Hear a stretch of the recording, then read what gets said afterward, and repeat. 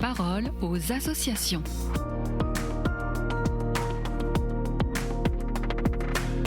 Bienvenue dans la parole aux associations. Aujourd'hui, je suis avec la directrice déléguée à la solidarité de l'Ordre de Malte France. Bonjour Nathalie Delacoste. Bonjour Alice. En ce milieu de Semaine Sainte, vous avez souhaité revenir sur le sens à donner à l'action auprès des plus pauvres. Pouvez-vous nous en dire davantage ?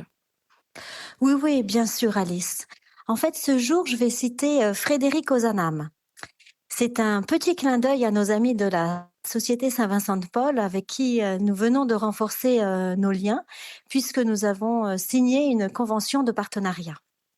Ainsi, Frédéric Ozanam, dans un texte d'octobre 1848, distingue l'assistance qui humilie de celle qui honore.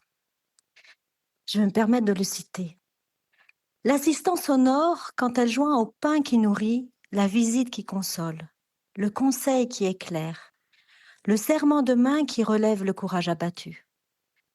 Quand elle traite le pauvre avec respect, non seulement comme un égal, mais comme un supérieur, puisqu'il souffre ce que peut-être nous ne souffririons pas. En fait, Frédéric Ozanam veut dire par là que la nourriture à elle seule ne nourrit pas, que la maladie seule ne suffit pas, que la maladie soignée seule ne suffit pas, que le regard, en fait, l'écoute, le conseil, la consolation doivent d'abord et avant tout accompagner le pain qui nourrit ou l'accueil de celui qui n'en peut plus. Et c'est ce que vous faites à l'Ordre de Malte à travers toutes vos actions de solidarité ? Oui, en fait, nos actions de solidarité, qu'elles soient alimentaires, de santé, d'accueil ou de lien, prennent leur source dans les œuvres de miséricorde corporelle que cite saint Matthieu, telles donner à manger à ceux qui ont faim ou encore vêtir ceux qui sont nus, assister les malades.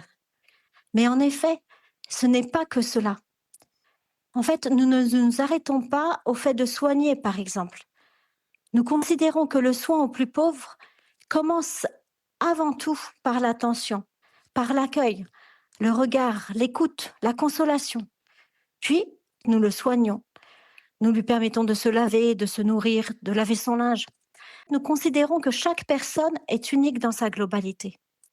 En fait, il s'agit là des œuvres de miséricorde spirituelle qui sont essentielles dans notre action. Conseiller ceux qui sont dans le doute, consoler les affligés.